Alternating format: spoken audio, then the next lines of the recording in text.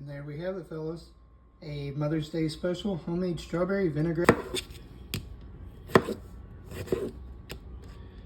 We've got some fresh mint from our garden. Add 4 tablespoons of apple cider vinegar into our mixture.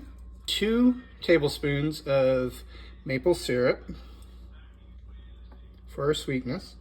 Now we're going to add 2 tablespoons of lime juice.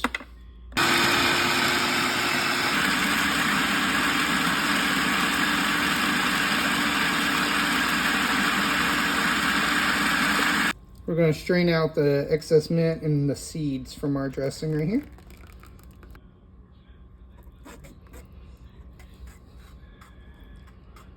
Let's get us a ladle of this and go through our lid, which is our funnel.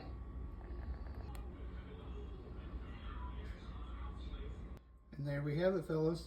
A Mother's Day special homemade strawberry vinaigrette from